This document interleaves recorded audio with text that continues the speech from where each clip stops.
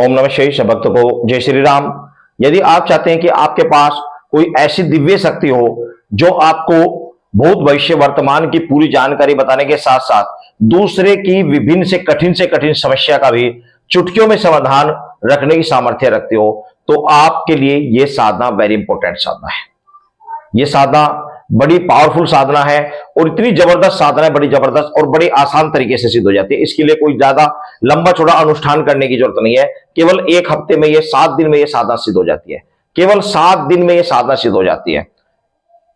इस साधना को करने के लिए आपको कोई पीपल का वृक्ष देखना होगा, ऐसा पीपल का वृक्ष जो कि काफी पुराना हो, यानी कि 50-100 साल पुराना कोई वृक्ष, पीपल का वृक्ष हो, और उस पीपल वृक्ष की जड़ में यह साधना की जाएगी।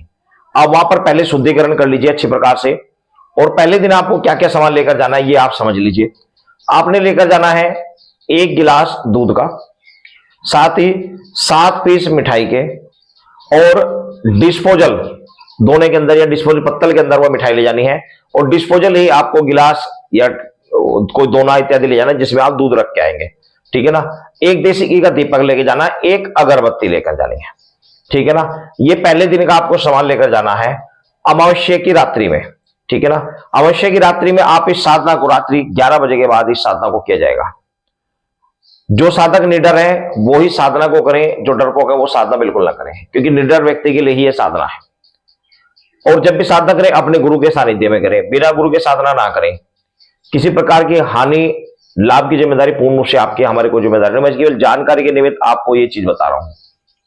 आपने पीपल वृक्ष के पास चले गए, सबसे पहले जाकर पीपल को आपने प्रणाम किया, और प्रणाम करके वहां पर आपने उनसे निवेदन किया कि मैं 52 बेतालों को लेने आपके पास आया हूं।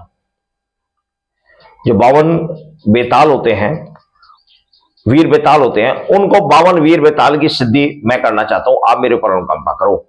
और आपने पीपल वृक्ष की जड़ में वह दीपक जला देना है, अगरबत्ती या धूमबत्ती जो आपने लिया उसको आपने जला देना है, और भोग स्वरूप आपने पत्तल के ऊपर वह 7 पीस मिठाई रख देनी है, और दोने में वह दूध रख देना है, और पीपल की 7 परिक्रमा करनी है वहीं पर, ठीक है ना। एंटी क्लॉकवाइज, सॉरी क्लॉकवाइज, यानी उल्टी परिक्रमा, उल्टी नहीं उल्टी, इस तरीके से दायां हाथ आपका पीपल की तरफ रहेगा, बाएं बाहर की तरफ रहेगा, और आप इस प्रकार से आप परिक्रमा करेंगे।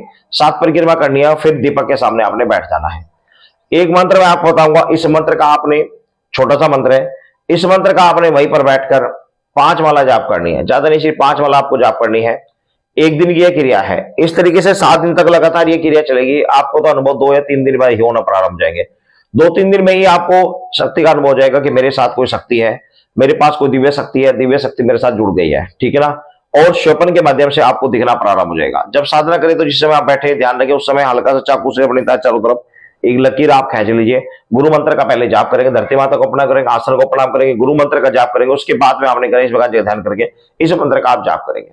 तो इस तरीके से केवल 7 दिन में यह साधना सिद्ध हो जाती है।